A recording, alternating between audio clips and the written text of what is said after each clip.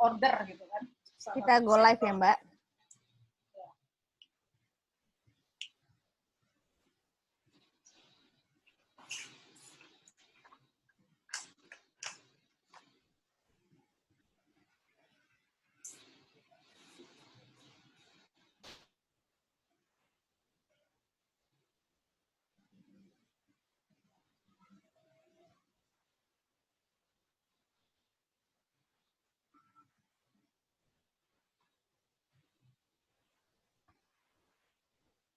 Oke, selamat malam teman-teman. Terima kasih telah bergabung di Ngobrol Buku Foto bersama Evi Aryati Arbay.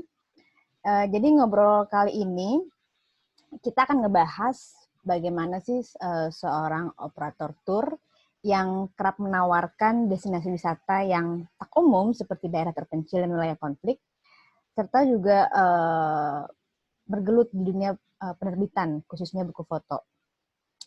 Jadi Mbak Evi ini kurang dari 5 tahun sudah menghasilkan 5 judul buku ya Mbak ya, yang terjual lebih dari 8.000 eksemplar, yang dilakukan secara mandiri, dan buku-buku itu selalu laris di pasaran.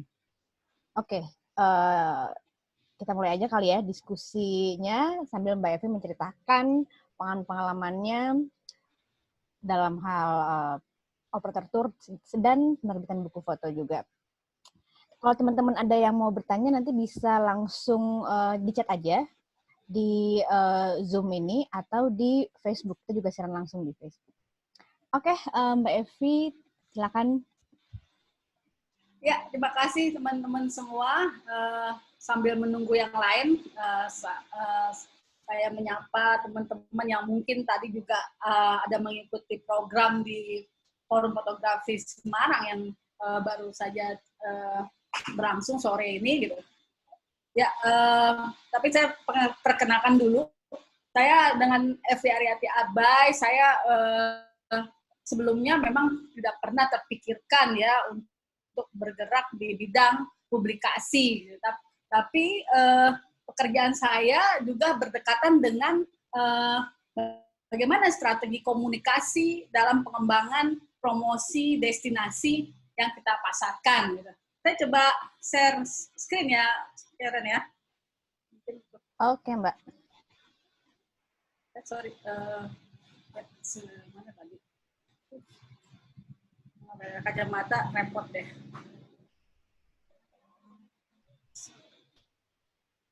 Ini ya. Kelihatan nggak tuh ya? Kelihatan Mbak, nanti bisa dibesarkan. Oke. Ya, saya bergerak sebagai operator di Indonesia itu mungkin udah hampir 17 tahun kali ya, karena saya juga mulai dari saya SMA gitu. Saya udah coba magang-magang gitu. Saya menjadi dari asisten tukang masak ekspedisi, saya jadi asisten guide, terus jadi meningkat jadi tour guide. Terus akhirnya pada saat saya merasa bisa untuk mencoba menawarkan sendiri gitu, akhirnya saya setelah cukup belajar dari beberapa tour besar, terutama saya terlibat dalam ekspedisi yang di drive-in dari tour operator asing luar negeri, dan dia tidak berbasis di Indonesia. Jadi saya cukup banyak belajar dari sana, sehingga saya rasa ilmunya udah dapet deh gitu untuk belajar sendiri. Dan kenapa di Indonesia nggak ada, akhirnya jadinya mahal gitu kan harga itunya, paket perjalanannya. Nah, disitulah saya mengambil celah itu. Akhirnya ketika saya lihat di Indonesia juga tidak banyak ya yang dulu tertarik dengan remote area, indigenous people, dan culture, sehingga saya mengambil di sektor itu gitu. Dan mungkin satu-satunya perempuan yang mungkin sampai sekarang kali ya masih itu, dan itu juga memacu. Seharusnya saya sangat mendorong untuk teman-teman lain, terutama yang perempuan, juga bisa melakukan hal yang sama gitu. Ya, perjumpaan saya dengan indigenous people ataupun pekerjaan saya sebagai tour operator itu dimulai dari wilayah yang terdekat, yaitu dulu waktu itu di Baduy ya, karena dekat dari Jakarta dan saya juga masih sekolah gitu. Jadi saya ambil yang dekat-dekat aja gitu. Tapi lama-kelamaan jadi merembet kemana-mana, dan apalagi kalau luar negeri itu turnya banyak kan lebih dari 1 bulan, sehingga kliennya tidak hanya ke satu tempat destinasi di Indonesia, jadi ya ada ke Papua dan lain-lainnya. Ya, akhirnya saya juga banyak berinteraksi dengan masyarakat suku Dani ataupun lainnya. Nah, dalam 10 tahun, hampir 7 tahun lah ya, saya baru mengembangkan destinasi di luar Indonesia yang lebih hampir sama lah culture-nya dengan teman-teman kita di Indonesia sendiri, baik di Afrika ataupun di Papua New Guinea seperti ini. Ya, ini foto saya di belakang itu yang saya hasilkan dari perjalanan. Saya ikutin, akhirnya pada dasarnya menuntut saya untuk mengikuti perkembangan yang terjadi di wilayah destinasi yang saya pasarkan itu gitu. Nah, saya selalu membuat catatan ya, berupa notes kecil gitu. Tadinya akhirnya saya pindahkan ke buku, akhirnya saya ketik, dan nah itu ternyata banyak dilihat sama klien saya. Kadang-kadang saya suka bagikan juga. Kalau zaman dulu kan nggak ada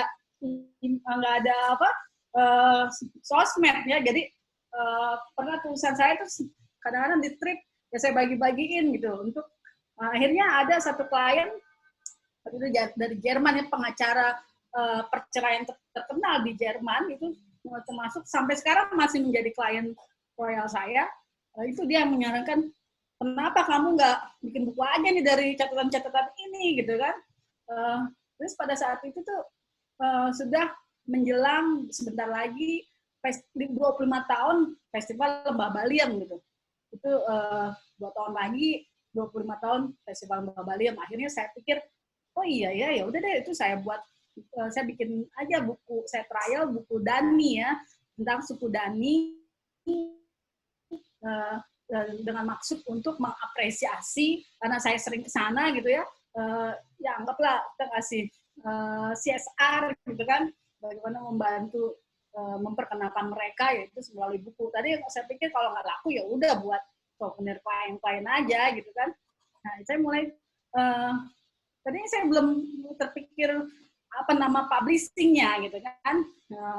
Ini belum saya pakai waktu penerbitan pertama, Arbeit Signature Publishing itu sebenarnya dari dulu saya pengen menerbitkan ini, tapi masih maju mundur, masih ragu-ragu gitu, belum pede lah apa laku gitu saya buka penerbitan gitu kan.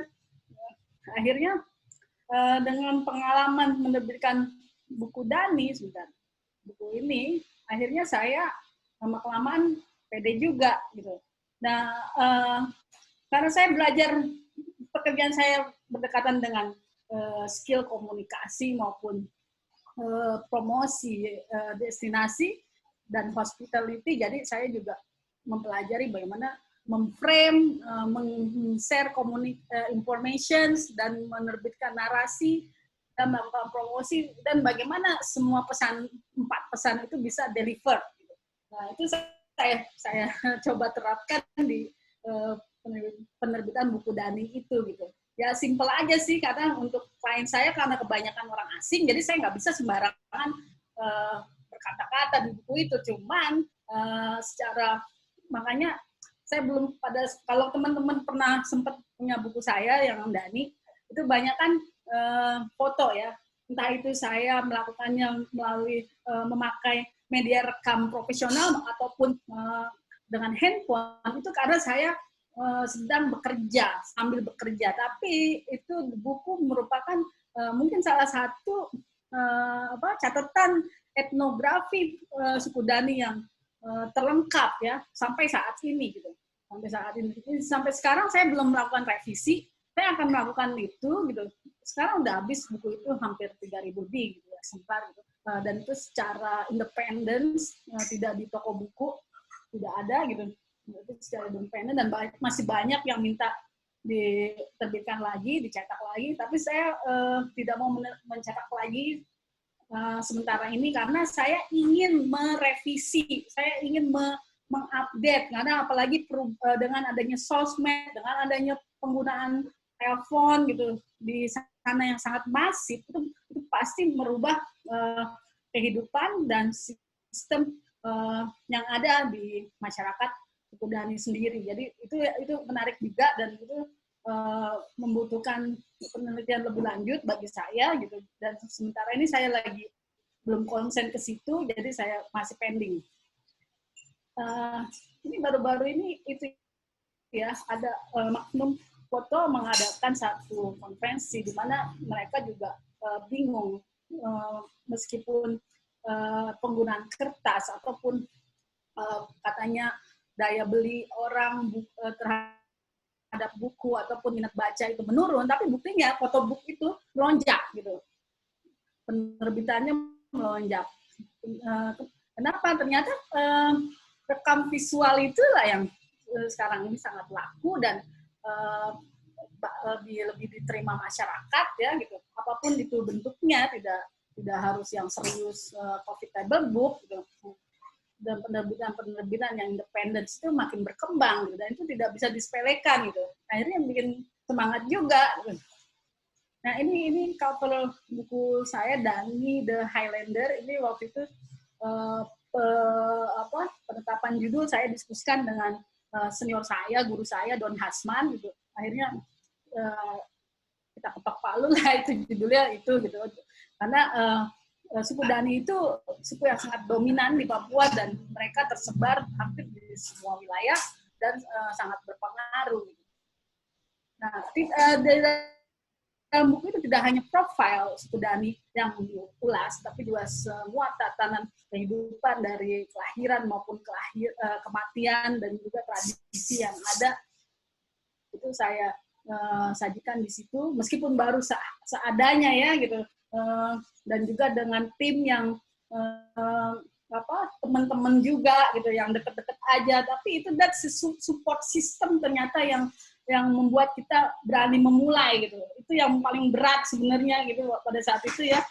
Sempat saya pernah memiliki satu kurator yang saya anggap dulu ini deh yang saya pengen dia jadi kurator saya, tapi malah dia bilang kok kamu berani-beranian mau bikin buku gitu. Akhirnya saya jadi ilfil banget gitu, saya udah saya nggak jadi pakai dia gitu. Dan ternyata itu dia kita memerlukan support system yang ini ya, support system itu tidak hanya berasal dari orang-orang yang berpengaruh gitu, tapi ternyata dari lingkungan kita sendiri aja gitu. Begitu juga dengan desainnya, waktu itu saya karena uang saya juga seadanya gitu, ya udah temen yang mau bantu ngedesain lagi yang saya pilih. Kita banyak juga mendapat kritik dan begitu banyak ya, termasuk dari media ini sendiri itu bilang katanya fotonya banyak bermasalah, tidak ada editing, ada apa ya. Saya sih tidak memperdulikan itu ya, karena bagi saya catatan etnografis tidak perlu terlalu banyak retouching gitu. Dan itu harus apa adanya. Dan itulah yang saya bisa gitu. Udah itu bisa dibilang proyek nekat lah gitu. Nah, tapi tanpa diduga gitu ya, ya karena saya juga berusaha memframe gitu ya, bahwa buku itu saya tujukan untuk biar orang Indonesia itu saling mengenal. Saya sih simple way aja gitu.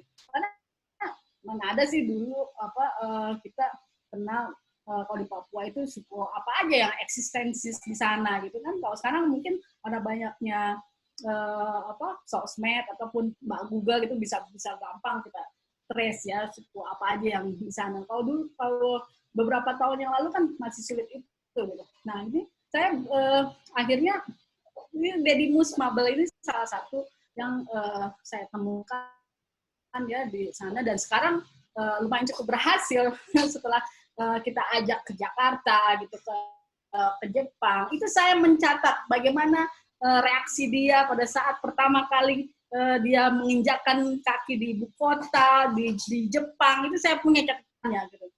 Jadi saya masih mengikuti dan mungkin nanti di revisi buku Dani yang kedua itu akan saya masukkan gitu. Nah itu ternyata selain membuat dia terkenal juga, akhirnya sekarang dia dikenal sosmed. Tadinya dia nggak kenal sosmed gitu ya. Pas kata orang-orang banyak ya itu karena gara-gara lu bawa ke Jakarta tuh, jadinya dia kenal Facebook begitu. Akhirnya sekarang dia punya akun Facebook lebih dari 2 akun kalau nggak salah itu. Dan sekarang jadi iklan juga gitu. Iklan dan juga beberapa TV program juga ada memakai dia. Nah, di Dimus ini ada sosok yang saya temukan waktu itu di Obia gitu ya. Saya kenalnya dari keluarga Mabel ini bukan dari Didimus, sebenarnya awalnya dari kakaknya. Kakaknya salah satu tim saya, tim ekspedisi saya yang base di Wamena, tapi sekarang dia udah nggak lagi gitu. Tapi saya lebih memilih Didimus gitu. Karena orang tuanya mungkin akan memberikan jabatan, kalau karena ada kepala suku ya, dia ada keluarga kepala suku, mungkin akan jatuh ke Didimus, sehingga saya coba tertarik mengajak dia, meskipun waktu itu bikin paspornya aja susahnya setengah mati, karena dia nggak punya akte kelahiran, masih KTP juga nggak ada, itu semua saya sediakan gitu. Saya minta tolong tim saya di Wamena, di Jakarta, teman-teman imigrasi gitu. Akhirnya imigrasi Jakarta yang nolong itu untuk bikin paspornya dia dan hingga bisa ke Jepang ya. Ya selain framing dan naratif yang saya coba bangun mengenai Udani gitu, saya juga memperkenalkan ini tradisi bakar batu yang ada di Wamena yang memang sangat kental dan ada di setiap lini kehidupan suku Dani. Nah ini foto ini sampai ke Italia, waktu itu menang kategori food for food for culture change. Bagaimana tradisi makan sebuah makanan itu mengubah satu kehidupan manusia. Nah, ini salah satunya karena di sini ada banyak pesan kebersamaan, kekeluargaan, dan kekuatan persaudaraan yang ada di Sudan ini sangat melekat dan bisa dilihat dari upacara ini. Begitu juga di buku ini mendorong juga adanya penetapan UNESCO tentang noken terhadap menjadi tangible things yang dicatatkan UNESCO dari Papua, dan ini baru satu-satunya loh yang benda artefak ya yang dicatatkan di UNESCO. Dan itu saya juga menggandeng Merdi Sihombing, seorang desainer fashion yang concern terhadap eco fashion. Jadi saya bilang, saya tantangin dia, Bang, lu mau nggak bantu bikin noken itu bisa dipakai menjadi baju cewek yang modern gitu. Akhirnya kita mengembangkan itu, kita terbang ke Wamena dan dia bisa, dan kita pamerkan juga di Jepang waktu itu. Dan itu menjadi salah satu dokumentasi rekomendasi untuk UNESCO juga. Ya, karena saya juga melakukan pameran yang cukup besar ya waktu itu, bisa dibilang itu pameran buku paling besar waktu itu di Jakarta gitu ya. Dan itu dilakukan independen waktu itu tanpa sponsor, tapi akhirnya ketika banyaknya pemberitaan di sosmed yang saya posting kayak gitu, akhirnya memacu banyaknya sponsor gitu, sponsor baik itu dari kamera gitu, dan juga printing sendiri, maupun ini dari Freeport Indonesia, sampai dia juga membeli 1.000 eksemplar ya untuk spesial souvenir direktur utama. Ini dia. Waktu itu mau buat presiden ya, cuman akhirnya presiden nggak jadi datang di sebuah acaranya Freeport, jadi diwakili sama wakil presiden. Nah kebetulan Dedimus ini masih ada di Jakarta, masih di rumah saya, karena dia tuh 3 bulan ada di rumah saya, dan akhirnya orang Freeport juga nanya, bisa nggak itu si Deddy Mus tuh udah pulang belum ya Wamena? Masih di Jakarta gitu. Nah Deddy Mus ini cukup terkenal. Jadi seluruh Indonesia itu heboh memberitakan itu gitu ya, sampai kita juga diwawancara di televisi gara-gara koteka, memberikan kotekanya dia hilang gitu. Akhirnya Freeport juga dengar gitu kan, bisa nggak Deddy Mus itu nyerahin bukunya ke Pak Presiden gitu. Nah akhirnya Pak SBY nggak jadi datang ya, ganti Pak ya Pak SBY waktu itu. Ya ini pameran kita waktu itu 3 hari lebih ya di FX Sudirman, dan kita juga menghadirkan beberapa pembicara-pembicara, dan hampir setiap hari semua ada acara gitu di FX gitu. Dan selain itu kita juga mengadakan rally di sekolah-sekolah internasional di Jakarta. Nah, setelah adanya publikasi di nasional yang cukup gencar gitu, akhirnya kita diminta melakukan acara antara kedutaan terbesar kita di Tokyo dengan ASEAN Japan Center. Ini kita pameran di Tokyo. Cuma memang kalau isu-isu Papua itu di luar negeri memang sangat sensitif dan hati-hati. Jadi kita juga terutama kedutaan ya, Kementerian Luar Negeri itu akan sangat memfilter siapa yang akan membawakan itu. Kalau kita tidak kuat dengan isu itu mereka akan seperti hanya waktu itu saya pernah pengen di Belanda gitu untuk membawa Papua ini, itu juga akhirnya jadi cancel karena biasanya di Den Haag banyak terjadi demonstrasi apabila ada event-event tentang Papua ini.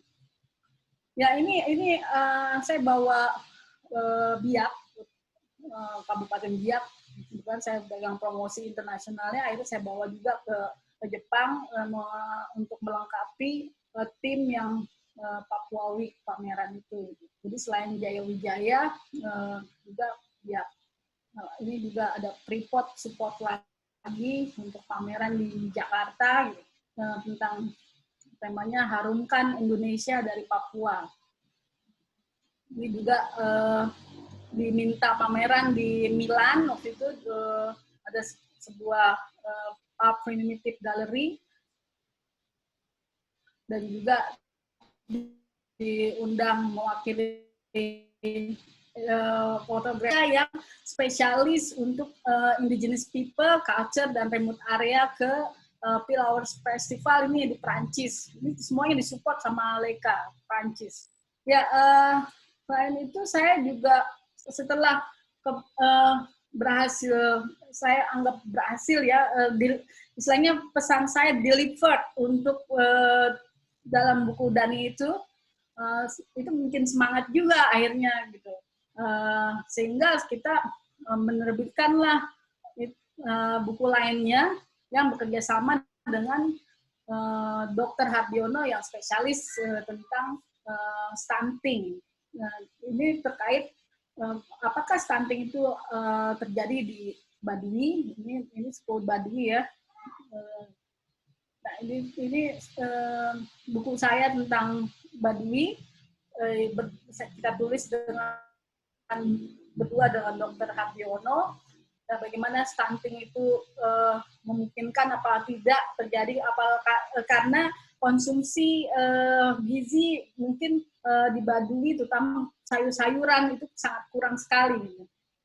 Ini tidak gampang mengambil dokumentasi, apalagi ini suku Baduy dalam ya gitu, dan itu sempat saya juga mengalami satu berita ya, bahwa katanya saya melakukan beberapa salah satu pelanggaran di wilayah Baduy, yaitu memotret di wilayah Baduy dalam, yaitu sempat saya sampai sekarang belum mengkonter berita itu, karena bagi saya itu nggak penting ya, bagi saya itu karena itu tidak benar, dan kalaupun itu benar karena saya dikenal sama kepala suku seluruh wilayah Baduy Dalam gitu. Mereka kenal saya dari saya masih sekolah ya gitu kan, dan sampai sekarang kami masih berhubungan baik. Jadi selama saya tidak dipanggil oleh salah satu ketua adat, saya anggap itu tidak ada masalah. Jadi saya tidak pernah melakukan klarifikasi atau apa kalau itu berita hoak. Jadi saya biarin aja. Nah itu salah satu tantangan kita kalau membuat buku ternyata gitu. Jadi kita harus berhati-hati karena pasti ada yang memperhatikan. Ini salah satu proses bagaimana kita mencari data kesehatan itu benar-benar kita cari sendiri karena mana ada yang mungkin Kementerian Kesehatan juga belum concern terhadap orang-orang di pedalaman.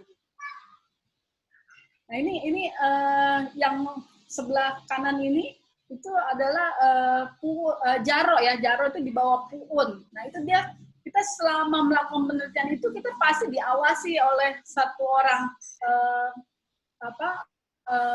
Jaro ataupun di bawah Puun yang mengontrol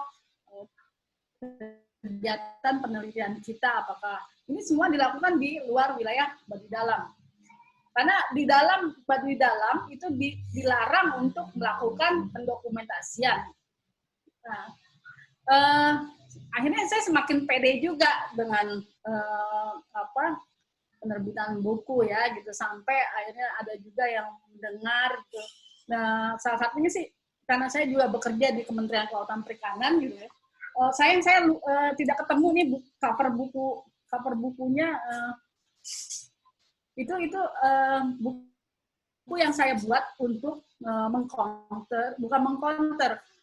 Saya diminta waktu itu sama salah satu dirjen di kantor saya untuk bantu dia mengkomunikasikan kepada Bu Susi bahwa dia sangat mendukung kebijakan Bu Susi. Cuma selama ini karena mungkin dia merasa kesulitan ya, selain sudah menjelaskan dan dia pengen coba deh bikinin bukunya gitu, bikin buku. Nah, akhirnya saya bikinlah buku yang terkait isu untuk menerbitkan renaratif dan mereframe bahwa si Dirjen ini sangat mendukung Bu Susi. Bu Susi salah, itu adanya terjadi disinformation gitu, kalau dia tidak mendukung kebijakan Bu Susi. Tapi akhirnya buku itu membuat sang pejabat ini ya selamat dari jabatannya dan sampai pensiun dia baru benar-benar itu ya. Dan selain itu, setelah itu saya juga diminta sama ini salah satu presiden direktur dari Petrocina untuk membuat buku ini sebelum dia pensiun gitu, untuk souvenir kenang-kenangan dia pada internal Petrocina, karena apa istimewanya, Ibu Ros ini itu dari Fakfak dan dia Chinese yang memang asli kelahiran Fakfak dan dia merupakan salah satu orang Indonesia yang bisa dan perempuan yang berada di jabatan tertinggi di perusahaan itu gitu ya. Itu Petrocina sudah mengalami berbagai macam pergantian nama gitu kan, dan tapi dia masih berada di situ lebih dari 35 tahun gitu. Dan itu sangat spesial, apalagi itu dia adalah antropologis gitu, dan juga sekarang berada di top position sebagai public relation vice president gitu. Jadi dan juga menangani human resources, dan selama dia berada di situ begitu banyak perbaikan yang dilakukan dan sehingga membuat Petrocina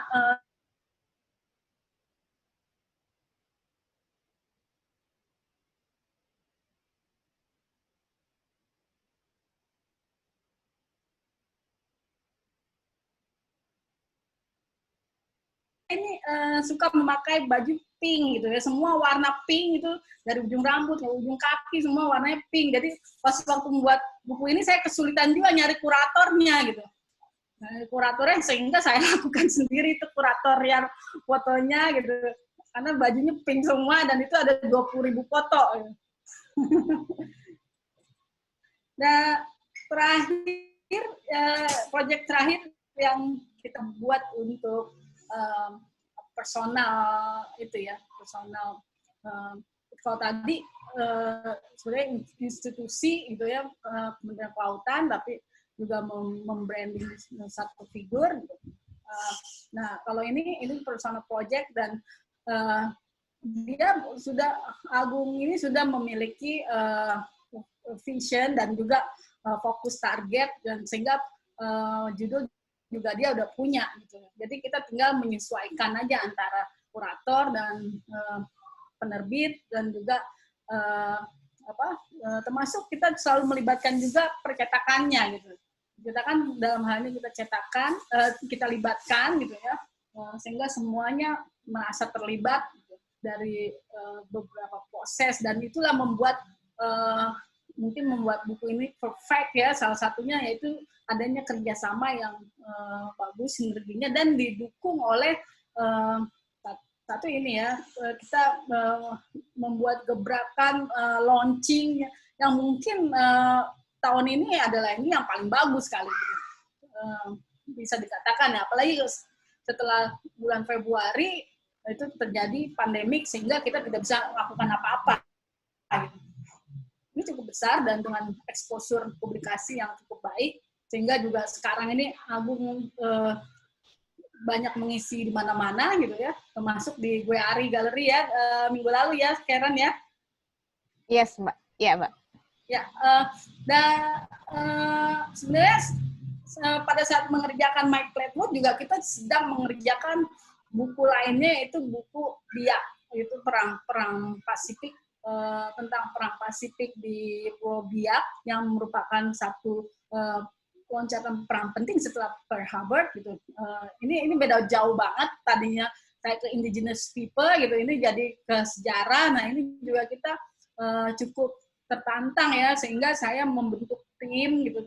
Kita tidak bisa menulis sendiri, dan kita memerlukan orang yang benar-benar kuat di sejarah militer, perjalanan militer gitu ya, dan sehingga kita menggandeng Iwan Ong untuk kajian sejarahnya gitu. Karena saya belajar dari buku Baduy, di mana ada orang yang memprotes gitu, memprotes proses dari pengambilan data. Nah, kalau di Biak ini saya juga akhirnya memerlukan orang yang memang kuat di sejarah, sehingga apabila terjadi penangkalan atau membutuhkan klarifikasi sejarah, dia bisa melakukan itu gitu. Nah, bedanya dengan My Fleetwood mungkin ini agak karena ini pesanan Pemda ya, kita juga bekerja sama dengan Pemda Biak. Kenapa saya mempush Pemda untuk membelinya? Karena kami semua tinggal di Jakarta yang membuat ini gitu. Kita semua tinggal di Jakarta dan kita tidak mempunyai kepentingan apa-apa selain membantu mempromosikan daerah. Sehingga kita perlu daerah itu terlibat dan aware dan peduli gitu, karena yang akan menikmati itu ya mereka gitu. Kita nggak di Jakarta, nggak inilah gitu. Seperti Laskar Pelangi gitu, bagaimana dulu membuka Pulau Bangka Belitung itu bisa terkenal itu karena buku itu gitu. Bahkan itu effortnya pribadi ya, yang akhirnya bisa menggerakkan dan meluas seperti itu luar biasa gitu. Tapi ini saya juga pengen Biak sendiri, Pemdanya khususnya itu terlibat gitu. Ya, ini pameran kita di Jepang yang mungkin pas puncaknya corona di Jepang, pas pada saat saya landing itu baru hari pertama Perdana Menteri Jepang close semua public school gitu, di Jepang, sehingga acara ini cukup berpengaruh gitu ya, kedatangan orang-orang gitu, karena dengan adanya pengumuman pemerintah untuk pembatasan berpergian gitu.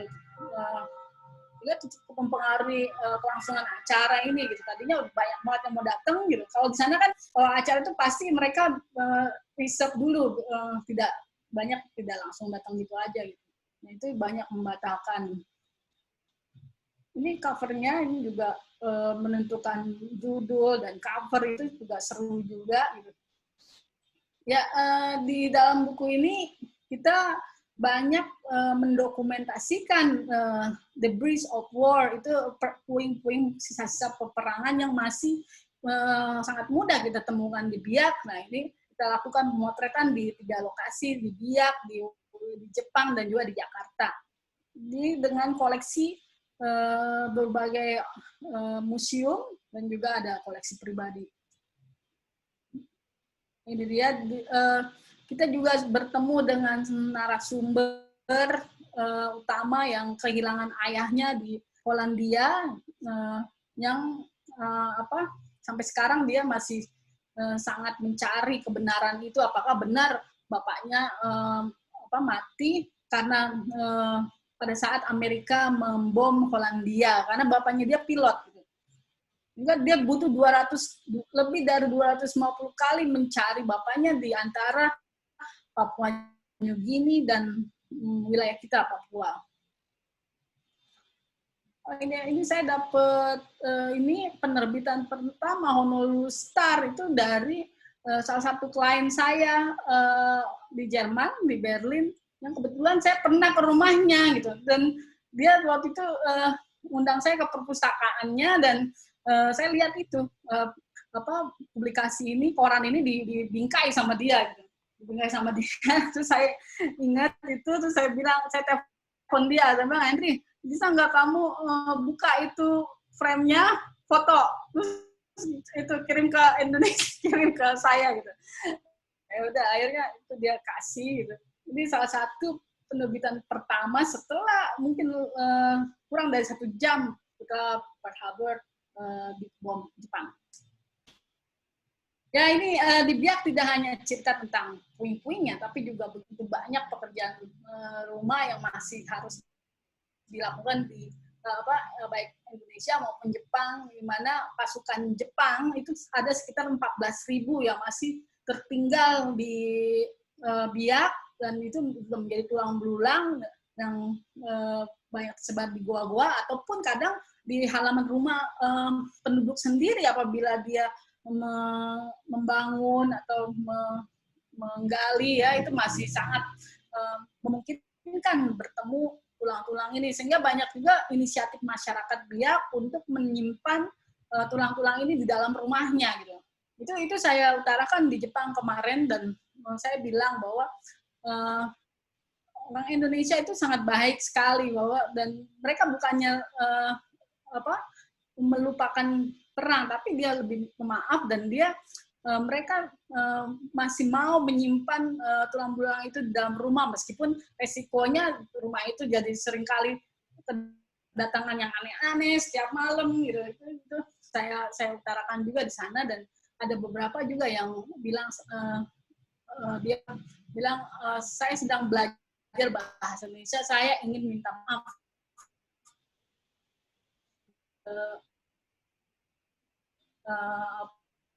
Indonesia gitu.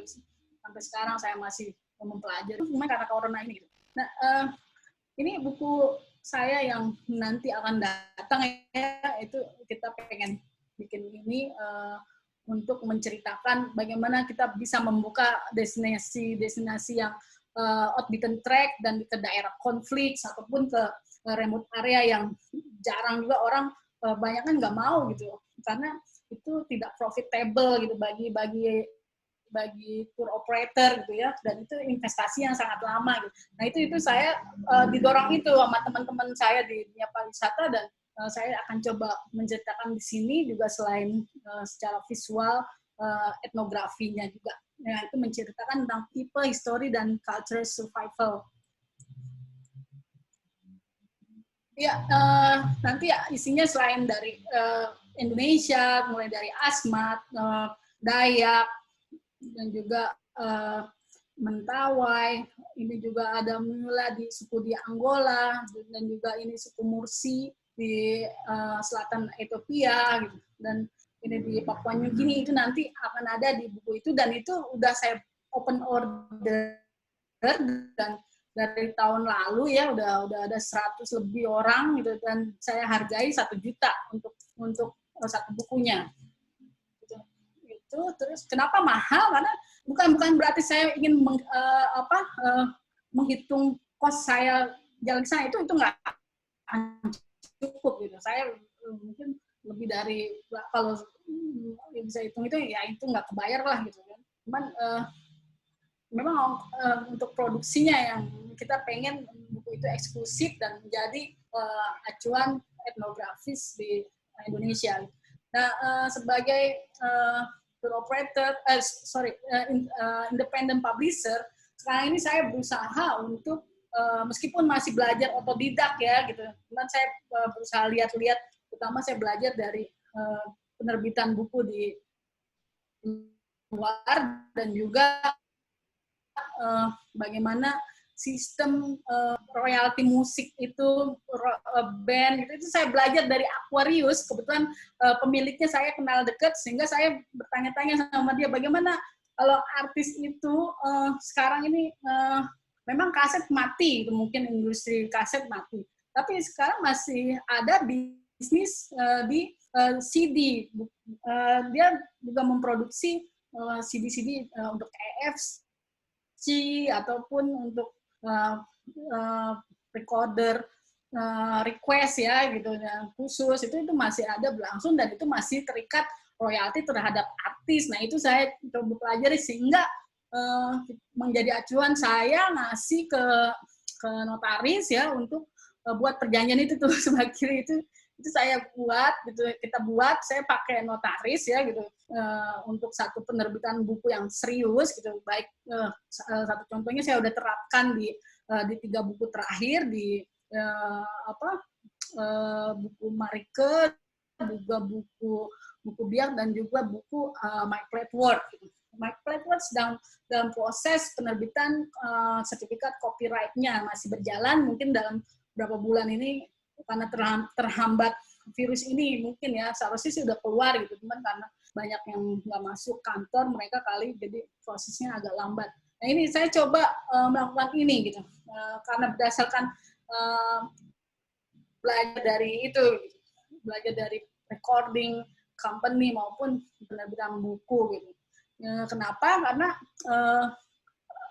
untuk melindungi klien saya gitu, saya tidak mau terjadi hal-hal di kemudian hari, masalah copyright ataupun masalah hak edar gitu, sehingga saya sangat memperhatikan itu, meskipun agak lebih mahal gitu, tapi itu berlaku 60 tahun gitu, dan itu melindungi tidak hanya fotonya tapi juga tulisan, sehingga kalau teman-teman bahwa setiap buku kadang-kadang ada tulisan tuh di bawahnya, siapa yang mengcopy ini harus ada izin. Nah, itu termasuk kata-kata, dan termasuk apabila terjadi kasus seperti yang saya alami di buku Baduy, adanya counter negatif seperti itu terhadap penulisan yang kita lakukan, itu bisa kita mempunyai kekuatan hukum tersendiri apabila kita mengurusnya sampai ada sertifikat ini. Tidak hanya di SBN gitu, kalau bisa gitu. Dan ini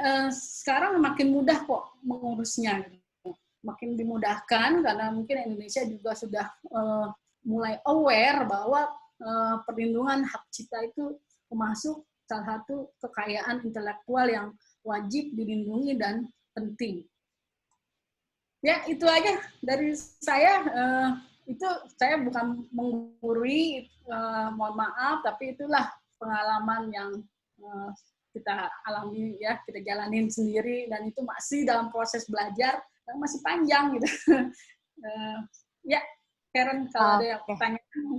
Sip, thank you Mbak Evi, presentasinya ini sangat menarik banget. Kalau teman-teman Anda yang mau bertanya bisa langsung di grup chat atau di Facebook, kita juga siaran langsung di Facebook-nya. Buka langsung aja biar semangat. Iya. Nah, mungkin pertanyaan dari saya Mbak, kan Mbak Evi kan udah ke beberapa tempat gitu, daerah terpencil, daerah konflik. Ini kan memang foto-fotonya lagi pendekatan etnofotografi ya Mbak ya, kalau kita bisa bilang. Dan ini udah kayak ensiklopedi sendiri gitu. Apalagi tadi buku foto Biak tuh, aku tuh benar-benar baru tahu ada peninggalan puing-puing tentara Jepang sendiri itu dari buku Biak gitu, yang sebelumnya aku belum pernah pelajarin, dan itu menurut aku udah lihat bukunya, dan itu sangat dan cukup lengkap, dan aku sangat apa ya, terpukau banget, kayak banyak banget dengan gaya tulang belulang, tapi kayak ya hasil-hasil peninggalan perang Jepang banyak banget disebar di sana ya Mbak ya. Dan itu malah jadi wisata, kayak wisata ziarah tersendiri bagi orang-orang Jepang gitu ke sana. Nah, aku pengen tanya sih, bagaimana sih pendekatan tersendiri Mbak Evi gitu ke suku-suku di pedalaman daerah konflik. Pasti kan mempunyai pendekatan tersendiri dan cerita tersendiri kan ya Mbak. Kayak yang aku dengar kayak misalnya ada beberapa suku yang kalau kita foto harus bayar atau seperti apa sih? Ya, ini pertanyaannya yang biak dulu apa itu ya? Gitu. Pendekatan sendiri kalau untuk suku-suku ya gitu saya karena basicnya tour operator, jadi saya tidak melakukan dokumentasi duluan kalau untuk baru berkunjung ke sana gitu ya. Kadang-kadang kan orang langsung bawa kamera gitu kan, foto gitu tanpa. Nah, saya pasti melakukan komunikasi dulu. Saya menjalin komunikasi biar dia percaya sama kita, nyaman sama kita gitu. Kalau itu foto mah akan dihasilkan banyak setelah itu gitu. Kalau itu udah terjadi, apa aja Anda bisa dapatkan gitu. Jadi terus selain itu kita membiasakan diri untuk tidak hanya selesai sampai di situ aja ketika trip itu selesai gitu ya. Kita masih tetap melakukan komunikasi sampai sekarang gitu. Even orang Baduy yang meskipun saya udah jarang ke Baduy gitu ya karena banyak sering ke luar gitu itu tapi tetap kita komunikasi ke mereka. Jadi pendekatan juga selain ya pasti saya juga ada kadang-kadang saya bawa oleh-oleh gitu ya. Kalau ke Baduy itu kalau dulu dia senang kita kasih kayak pinang tapi kering gitu itu dia senang dan itu akan rokok juga gitu. Meskipun kalau Baduy dalam tidak merokok tapi kita kasih untuk Baduy luar gitu kan. Itu salah satu pendekatan juga dan juga terakhir saya melakukan pendokumentasian lewat kayak pakai Insta gitu. Dan itu langsung jadi dan mereka suka simpen di rumah. Ada satu waktu kemarin di Namibia ya, di suku Himba gitu. Jadi kita sedih juga gitu. Ternyata mereka nggak, emang kan kalau teman-teman di sana banyak kan karena less than teknologi ya, penggunaan teknologi itu masih sangat minim gitu. Jadi kita foto satu foto saya pakai Insta gitu ya, terus semuanya minta foto dan ada satu keluarga itu anaknya 6 gitu, saya mesti nungguin dia manggil-manggilin anaknya dulu gitu kan. Gitu. Tapi itu ininya kita ini juga sampai klien saya bilang next time kalau kita pergi lagi ntar saya beliin itu filmnya biar banyak gitu biar. Nah dia jadi seneng gitu karena saya sibuk dengan ini mereka gitu. Nah yang fotografer yang motret juga malah kebagian untungnya gitu.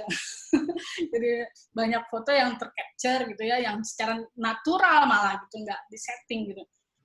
Itu salah satu pendekatan juga gitu. Tapi yang jelas komunikasi itu saya lebih mengedepankan komunikasi sampai sekarang gitu dan relasi ya gitu. Karena network itu tidak hanya kita bentuk untuk orang-orang yang yang entah itu generasi milenial ataupun yang di kalangan birokrat atau pejabat itu tidak hanya itu gitu. Masyarakat di pedalaman juga perlu untuk dijaga relasinya gitu. Iya. Dan itu sangat ini ya, saya kemana-mana saya aman meskipun itu di daerah konflik, mungkin saya bisa mengatakan that's the safety place in the world gitu. Kenapa Mbak? Meskipun orang itu daerah konflik, kenapa Mbak? Maksudnya aku belum pernah ke daerah konflik ya, jadi kadang-kadang daerah konflik itu kadang-kadang in the frame, banyak pemberitaan gitu kan, pemberitaan yang negatif yang ternyata nggak seperti yang diberitakan gitu kan. Itu kita banyak terjadi seperti itu kayak di South Sudan gitu ya, itu merupakan negara termuda di dunia gitu. Nah itu kan dibilangnya nggak aman, masih ada Ebola atau apa gitu. Itu kan nggak seperti itu ternyata gitu. Meskipun pemeriksaan kartu kuning itu menandakan Anda tervaksinasi, minimal melakukan prevention gitu ya untuk penyebaran penyakit, penularan penyakit gitu. Nah itu tetap diperiksa memang gitu ya, sebagai kehati-hatian negara di border gitu. Itu nggak ada masalah, itu nggak perlu ditakutkan. Dan banyak juga orang yang bilang kalau habis setelah dari Afrika mendingan paspornya dihilangin deh gitu kan. Itu terjadi di klien saya berapa kali, ntar abis ini saya mau gunting paspor, bilang aja hilang ntar biar paspor baru, karena di Singapura suka bermasalah. Ternyata nggak seperti itu, saya tidak pernah mengalami apa-apa di Singapura gitu kan. Ya itu gitu, itu yang terjadi ya, banyak disinformation dan juga tadi kata siapa Taufan Wijaya di kelas sebelumnya itu ada malinformation gitu, itu juga gitu. Hal itu banyak terjadi di wilayah konflik gitu. Padahal memang kayak apa perang suku itu hampir sangat sering terjadi di sana ya gitu. Itu sangat memungkinkan di daerah konflik itu. Tapi kita juga harus dibekali juga pengetahuan informasi, update informasi sebelum berangkat itu penting gitu. Daripada kita udah jauh-jauh ke sana itu adanya perang suku gitu. Itu aja sih gitu. Oke, Mbak. Mungkin ini terkait ada pertanyaan. Halo Mbak Evi, selamat malam. Menurut saya dari cuplikan-cuplikan foto-foto tersebut historial banget. Mungkin akan menjadi rekam jejak abadi ke depannya. Nah, sama ini Mbak, ada mahar khusus nggak yang diberikan pada orang-orang lokal? Mungkin ini tadi terkait yang tadi ya Mbak ya. Ada nggak sih mahar khusus untuk suku-suku tertentu gitu? Maksudnya suku-suku di Indonesia gitu ya gitu. Ya pasti banyak. Indonesia itu paling kaya sebenarnya. Saya justru memulai itu semua dari Indonesia dulu gitu. Dan saya bisa dikenal di di beberapa forum internasional itu juga itu awalnya dari Indonesia. Saya mengangkat kayak semacam kayak suku Baduy dan suku Dani dan suku Mentawai itu dari Indonesia dulu. Jadi banyak banget yang mesti di ini ya. Even not only tangible things yang artefak sejarah, tapi sampai riasan, sampai detail pakaian itu sebenarnya menarik untuk dibukukan, dan itu bisa menjadi satu legacy yang pada saat kita nggak ada itu masih menjadi satu acuan. Kayak salah satu contohnya ya, buku saya itu semua disimpan di Library of Congress, dan itu menjadi satu kajian literatur budaya untuk Indonesia dan Southeast Asia. Gitu. Itu diserahkan langsung oleh kedutaan besar kita di Washington, Library of Congress, karena kebetulan pas saya lagi di sana, tapi pas itu hari libur gitu. Cuman saya harus pulang tuh, saya titip ke kedutaan, dan akhirnya mereka yang melakukan penyerahannya, dan itu kita serahkan juga sih gitu. Ya, ada lagi pertanyaan? Ya paling tadi kan yang terkait mahar khusus gitu. Kalau Baduy kan memang rokok, terus ada instak juga kan. Kalau suku-suku lain ada mahar khusus nggak yang diberikan kepada mereka? Oh iya, kayak itu Pinang gitu ya. Kayak di Papua New Guinea ataupun di wilayah timur Indonesia, saya tuh kadang-kadang kalau dia senang Pinang gitu, saya bawa Pinang, saya bawa itu gitu. Terus juga ada kalau di Baduy mungkin kan kalau teman-teman tahu Baduy dalam tuh kadang-kadang suka mereka jarang sekali mengganti bajunya ya, kostumnya gitu ya, meskipun bajunya ya warnanya itu aja. Kalau Baduy dalam ya putih, itu ikat kepala putih. Nah itu kalau bisa ya kita mungkin bawa baju bahan untuk dia yang memang sama, dan bukan berarti kita harus bawa batik, yang enggak gitu kan. Kalau Baduy dalam nggak mungkin kita bawa batik gitu, tapi kita beliin aja di Baduy luar untuk pakaian Baduy dalam, itu mereka sangat appreciate sekali gitu. Karena itu mahal ya, jadi kebutuhan itu tidak kadang-kadang tidak terperhatikan gitu. Oke. Nah, ini pertanyaan selanjutnya, kan tadi kan Mbak Yu bercerita soal penjualan buku gitu yang secara independen dan itu sangat laku gitu. Habis beberapa ribu eksemplar. Nah, tadi Mbak Evi juga menjelaskan bahwa support system yang baik itu sangat mendukung lah untuk penjualan. Nah, selain strategi dari sosial media itu sendiri, strategi apa lagi sih Mbak untuk bisa menjual buku secara independen? Iya, saya karena itu isu yang sangat strategis ya, dalam artian kayak waktu itu saya tawarin ke Freeport itu karena saya termasuk salah satu yang mungkin sedikit maksa waktu itu ya, karena dia ada di sana, lu harus peduli dong gitu, tidak hanya orang-orang yang ada di sekitar Freeport, Operation gitu kan, tapi juga agak sedikit ke pegunungan wilayah Papua. Kalau Freeport kan ada di Papua Barat ya gitu. Meskipun katanya ini kan adanya di Papua Barat ya, kan se-Papua gitu kan, dan kamu ada di Papua gitu. Dan saya sempat maksa gitu di Freeport gitu. Ya itu isu, kadang-kadang isu-isu strategis gitu ya, itu kalau kita tawarkan ke mungkin satu lembaga ataupun perusahaan yang mungkin juga terkait operasional, entah itu dari segi operasionalnya maupun responsibility-nya yang memang harus ada ke situ gitu. Itu saya lihatnya ke situ aja. Jadi saya coba tawarkan gitu. Dan ya untungnya ya mengena, dan direktur utamanya sendiri waktu itu Pak Mahruf ya gitu. Dan kebetulan suka sama cover itu. Jadi ya lumayan cukup membuat kita dibuatkan yang eksklusif gitu.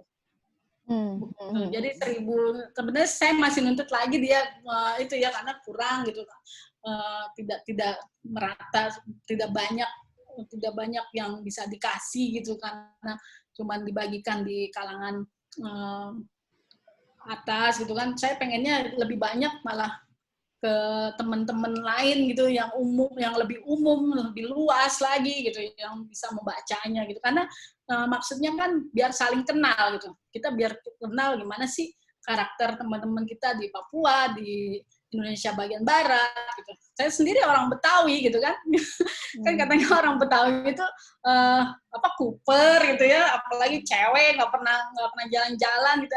I prove it, aku membuktikannya gitu. Dan saya sampai daerah-daerah yang mungkin dulu belum banyak ya orang yang mau ke sana gitu. Sehingga 80% klien kita dulu orang asing gitu. Dan waktu saya magang jadi asisten guide juga, itu banyak kan yang jual malah orang asing gitu. Sayang sekali. Itulah makanya kenapa kita ada di situ gitu. Oke. Penjawab nggak gitu ya? Iya. Nah, sama ini Mbak, kayak dari Mbak Evi juga menjelaskan soal buku Dani sehingga adanya penetapan dari UNESCO untuk memasukkan noken dalam daftar mereka. Jadi memang bagaimana buku foto itu sebagai alat advokasi ya Mbak, untuk kita bisa menembak pemangku kepentingan gitu yang sangat strategis gitu. Selain itu ada lagi nggak Mbak, selain kayak mungkin noken yang dihasilkan berdampak untuk advokasi? Ya sebenarnya makanya itu ya, tergantung dari kitanya menguasai tidak isu terhadap buku yang kita buat ya gitu ya. Karena itu suku Dani itu kita bukan satu-satunya yang mensupport terjadinya klaim UNESCO terhadap noken gitu.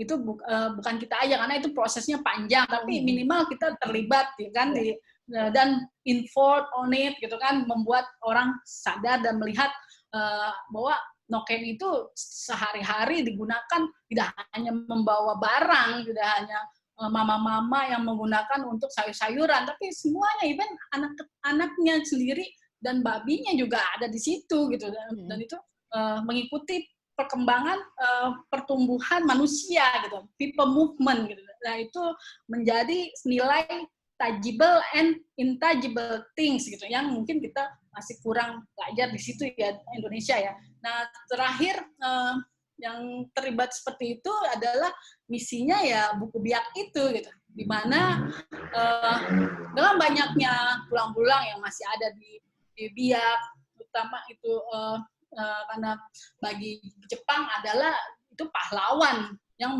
memperjuangkan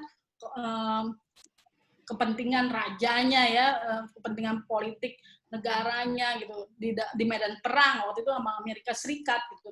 Dan kedua negara ini sangat berusaha memulangkan tulang-tulang belulang itu ke negaranya juga masing-masing. Dan buku itu coba membantu menyuarakan itu. Padahal awalnya kita nggak pernah tahu loh, Sharon. Kita tuh saya menawarkan ke Pemda untuk membuat buku karena apa? Waktu ini juga kan dari Dani ya, makanya your first book is your masterpiece gitu. Itu akan tergantung, buku pertama Anda akan menjadi langkah awal yang akan membuka banyak hal yang nggak pernah kita tahu gitu. Termasuk saya gitu. Itu buku Dani mungkin secara komersil ya gitu, materi gitu. Mungkin saya balik modal ya gitu, tapi saya mendapatkan banyak hal dari itu, termasuk apa yang saya lakukan sekarang itunya dari sana juga awalnya, saya akui itu gitu. Termasuk biak ini, waktu itu saya bawa biak ke Jepang untuk pameran kita ya. Nah di sana itu waktu kita presentasi itu banyak banget orang Jepang menanyakan itu gitu, menanyakan masalah tulang belulang gitu, apa masih ada sana tulang belulang gitu kan. Saya berusaha nih apa ya, kenapa mereka kok banyak banget nanyain sejarah gitu, hingga pulang dari sana saya langsung cari itu literatur apa segala macam saya baca gitu kan, sehingga saya pada satu kesimpulan bahwa perang yang terjadi di sana sangat penting gitu, sehingga saya tawarkan ke Pemda, saya bilang tahun depan baiknya jangan keluar negeri dulu Pak promosinya, mendingan bikin buku aja deh gitu, nanti itu sebagai tool promosi gitu. Selain promosi juga untuk membantu tulang belulang itu pulang gitu, meskipun ada tarik-tarikan ya antara masyarakat merasa apabila tidak ada tulang belulang itu lagi di biak maka akan menurunkan minat warga Jepang untuk berkunjung ke ziarah ke biak. Padahal tidak seperti itu. Kalau kita pernah ke Kamboja, ke Pol Pot gitu ya, di sana dulu memang saya masih lihat yang aslinya ya, tulang-tulang asli. Tapi kan sekarang udah enggak gitu. Ya kan, udah berubah jadi plastik gitu. Nah, itulah buat apa? Itu kan manusia. Buat apa kita pertahankan? Jadi di buku biak itu ada misi kemanusiaan yang terkandung di dalam itu, baik untuk Indonesia maupun Jepang maupun Amerika sendiri gitu. Dan kalau itu terjadi repatriasi itu terjadi besar-besaran, itu merupakan counter paling positif bagi Indonesia, bahwa pernah terjadi aksi kemanusiaan paling besar yang Indonesia pernah lakukan dari Papua gitu, untuk Indonesia side ya, tapi untuk Jepang sendiri juga dia akan berterima kasih bahwa pasukannya mereka tuh bisa pulang gitu, apalagi keluarganya. Saya kemarin ya pas saya terakhir ke Jepang itu saya bertemu di Hiroshima gitu kan. Saya tadinya nggak ada rencana ke Hiroshima, cuma karena dia dengar saya ke Tokyo, dia coba kontak saya, dia bilang tolong mampir ke Hiroshima, saya mau ketemu kamu gitu kan, karena saya tidak bisa, saya umur udah 80 lebih gitu, saya nggak bisa ke Tokyo gitu. Akhirnya saya yang samperin dia gitu. Itu dia masih sangat mencari orang tuanya. Saya diunjukin semua foto, itu masih ada di saya. Kita udah melakukan reproduksi dari foto-foto lamanya gitu. Ini dia mencari bapaknya yang kebetulan dokter militer gitu. Dan sampai sekarang belum ketahuan di mana mereka ayahnya meninggal gitu. Dia sangat mencari dan juga pamannya juga dokter, dan tapi dia bilang kalau paman saya dikirimnya ke Papua New Guinea katanya, ke Kokoda, dan kebetulan saya juga akhirnya mengikuti juga itu histori perang Pasifik. Padahal saya dulu tuh tidak pernah tertarik ya sama yang namanya perang gitu, isu perang, apalagi perang-perang dunia kedua satu gitu, kecuali nonton filmnya aja gitu, gitu Karen gitu.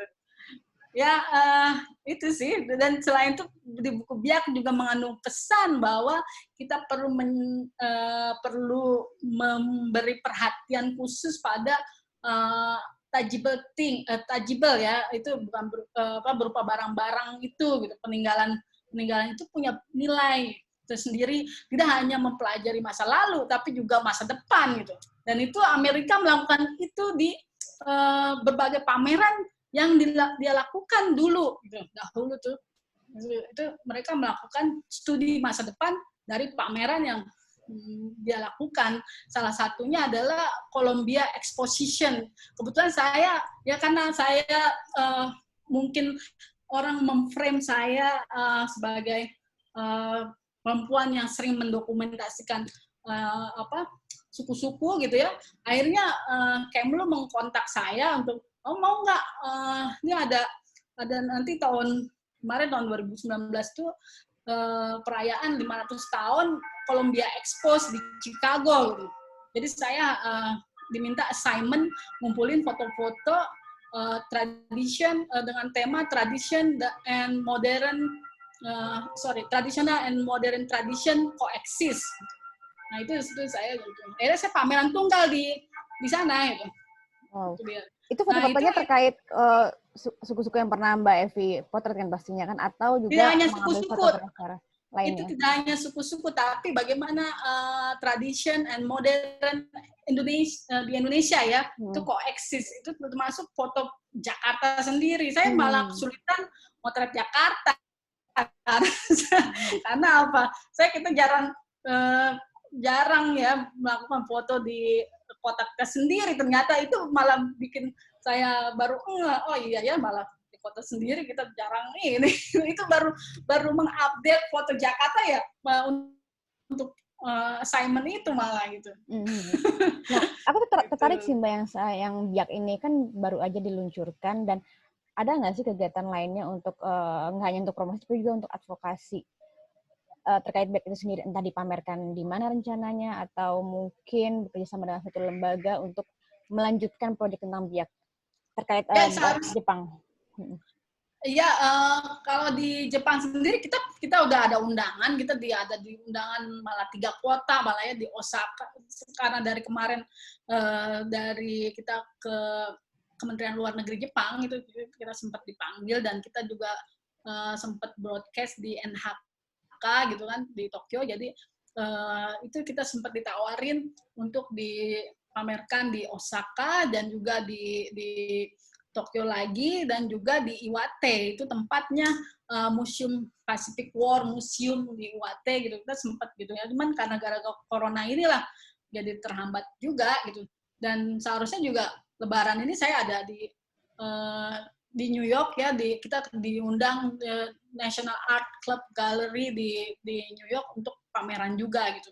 Tapi temanya dia nggak mau perang gitu, katanya kita nggak mau perang gitu kan, udah bosen tema-tema itu gitu katanya, tapi lebih kepada Indonesia, indigenous people in Indonesia, terutama mungkin di Asmat, karena adanya kebetulan di klub itu pendirinya salah satunya Rockefellers ya, dimana kan keluarga Rockefellers masih sangat berpengaruh di US, dan juga salah satu anggota keluarganya juga hilang di Asmat dan sampai sekarang belum ketahuan nih gitu kebenarannya gitu, dan gitu. Oke. Wow, menarik banget perjalanannya. Nah, aku penasaran sama yang tadi suku Baduy yang stunting itu juga termasuk dalam suatu penelitian, Mbak. Ada apa sih dampaknya setelah buku ini tentang Baduy dihasilkan untuk program stunting itu sendiri dalam suku Baduy? Ya selain menghasilkan data bahwa di Baduy itu kemungkinan besar stunting itu terjadi gitu, karena adanya beberapa kasus anak-anak yang kita lihat gitu, itu minimal dari datanya ada gitu ya, tersedia, kita menyediakan itu akhirnya, dan juga itu menjadi acuan untuk penyediaan fasilitas kesehatan di wilayah Baduy gitu, karena dulu itu cuma ada puskesmas yang ada satu besar menangani di kalau teman-teman udah pernah ke sana pasti tahu Gajebo ya, Ciboleger. Nah itu puskesmas terdekat ada di Ciboleger gitu. Nah itu mungkin sekarang lebih dari satu kayaknya gitu. Itu sekarang. Oke. Pertanyaan terakhir dari saya Mbak terkait copyright. Untuk mengurus copyright itu sendiri ada nggak sih perbedaan harga dan berapa biayanya antara buku satu sama yang lain? Gitu? Kalau semua buku yang kita terbitkan itu kita pasti pakai itu semua gitu ya, dan harganya nggak berbeda. Kalau untuk pengurusan itu nggak kita bedakan. Itu juga udah berat kalau bagi penulisnya ya, katanya merasa berat itu dengan beban itu, karena saya kebetulan memakai notaris juga gitu. Jadi, karena membuat perjanjian itu jadi satu paket itu saya paketkan gitu untuk itu. Cuman itu sangat karena gini, kalau saya nggak akan memaksakan satu penulis untuk tetap bersama saya gitu kan, tidak menutup kemungkinan buku itu mungkin aja bisa jadi booming gitu kan, dan one day ada perusahaan penerbit besar mau menerbitkannya lebih banyak lagi gitu, sementara saya tidak punya modal untuk itu sementara ini gitu ya gitu. Itu kok dengan adanya copyright itu Anda bisa melakukan itu gitu. Itu kayak misalnya Anda ikut lomba buku dan tiba-tiba ada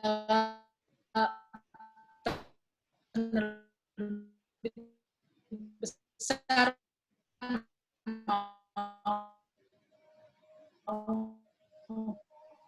menerbitkannya gitu.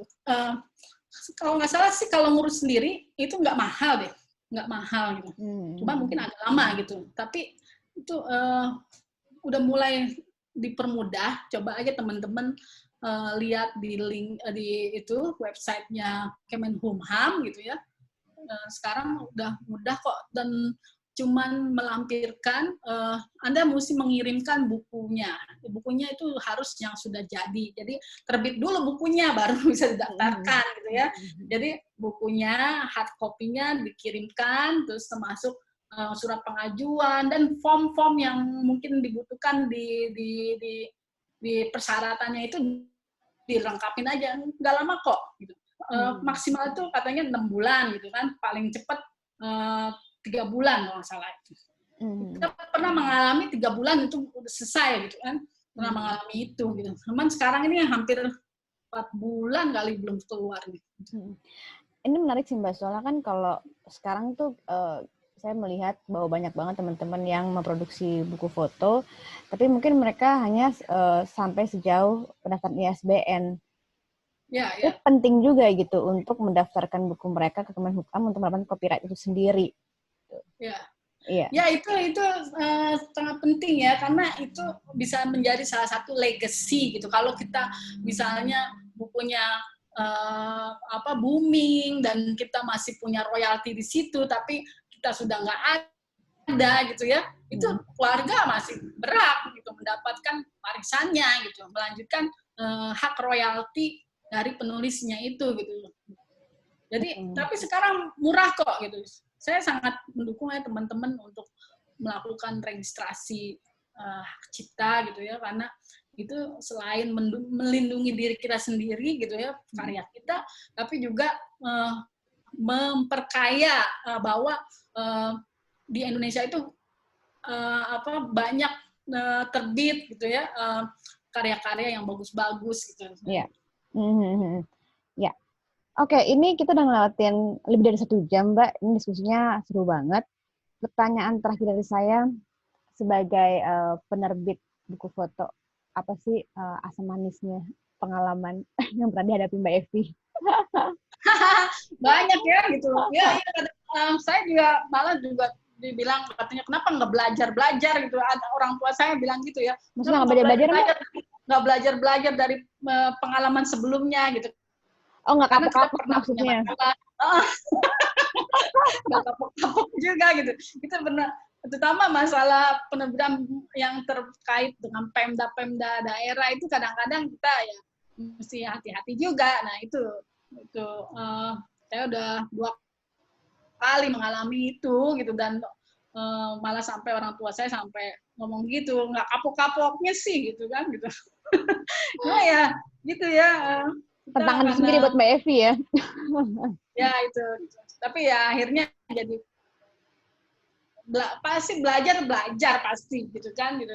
Itu menjadi acuan kita untuk yang ke depan jangan sampai terjadi lagi dan hati-hati gitu. Oke, sebagai kata penutup untuk memotivasi teman-teman untuk bisa berkarya membuat buku foto, apa Mbak? Kata penutup dari Mbak Evi. Ya saya sih simple aja, yang ini aja, jangan malu untuk memulai gitu. Pasti itu beratnya di situ aja sih gitu. Di dalam satu penerbitan buku kadang-kadang tidak bisa 100% perfect di dalam satu kali penerbitan. Exactly. Jadi udah jalanin aja dulu, mulai dulu gitu. Kalau enggak ya nggak bakalan jadi. Apalagi nungguin ngedengerin orang ngomong gitu kan, kamu kurang ini, kurang itu, udah cuek aja gitu. Iya.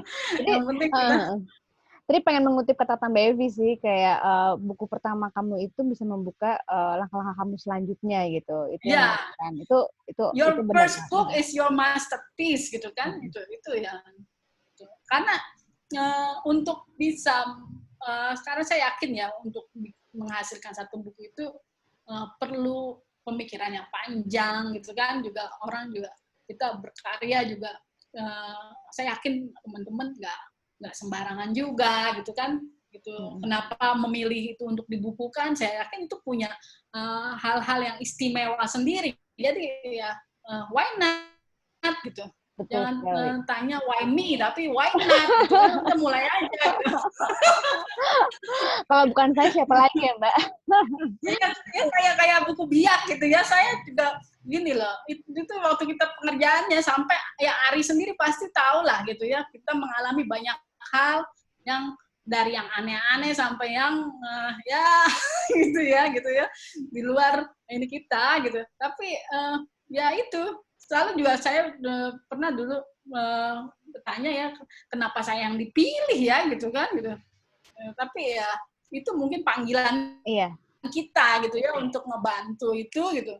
Dan kita nggak pernah tahu apa sih nanti yang akan terjadi nih, kok susah banget gitu, kok ada aja halangannya gitu. Kita nggak pernah tahu itu gitu. Kan sampai sekarang masalah itu masih ada nih. Saya juga percaya sih, buku itu tuh memilih penulisnya sendiri. Ya, saya percaya itu gitu sekarang. Bener gitu. Makanya kenapa tulang-tulang itu mungkin ya, saya sampai waktu itu kan karena berurusan dengan manusia ya, arwah mungkin ya gitu. Jadi banyak kejadian yang kita alami pada saat pembuatan buku itu gitu di lapangan gitu ya. Dan itu juga ya, reprise bit or not ya, Anda juga harus memperhatikan tidak hanya respect pada yang hidup, tapi juga yang udah nggak ada gitu, itu masih tetap berlaku ternyata gitu ya. Saya juga ini waktu pemotretan di Goa ya, kita pinjem 3 karung tulang gitu ya, untuk Eki Tandio memotret di satu goa, itu kita pinjem 3 karung tulang yang memang dikumpulkan oleh masyarakat setempat gitu kan. Kita pinjem bawa ke goa gitu kan. Kita pinjem. Nah itu saya bilang sama tulang-tulang itu, saya bilang saya pinjem ya kamu untuk difoto. Karena siapa tahu dengan kita foto, kita bukukan, kamu bisa ketemu keluarga kamu bisa pulang. Cuman dari itu juga sih gitu ya. Saya jadi penasaran Mbak, untuk proses biak ini sendiri, kejadian mistis yang Mbak Evi alamin.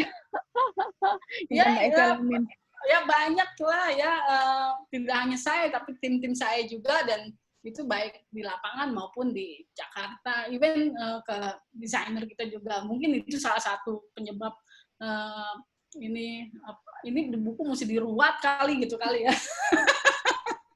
Kamera juga saya ada korban satu jatuh gitu pada saat motret tulang belulang yang ada di tebing gitu. Oke.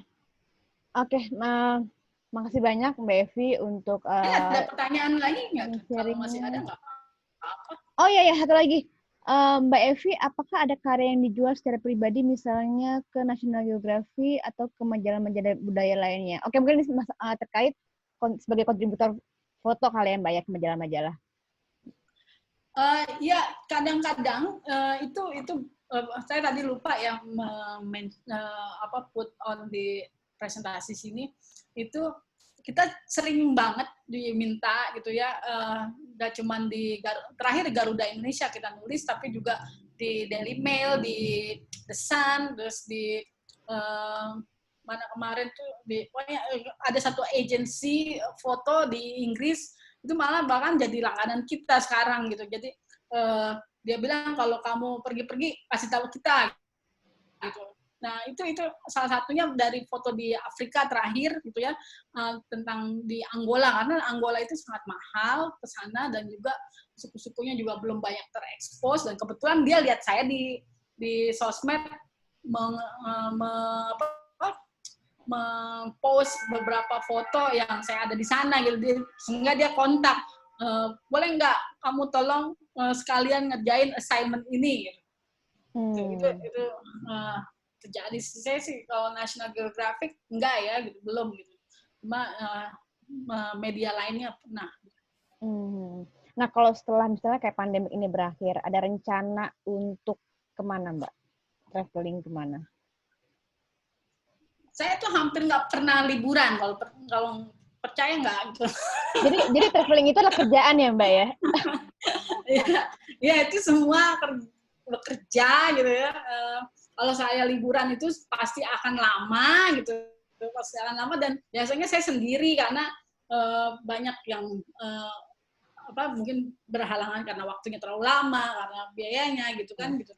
Jadi kalau nanti mungkin karena kita ada beberapa trip yang pending gara-gara corona ini ya gitu, ada ke Afrika, ada ke Papua New Guinea di bulan September dan Agustus gitu.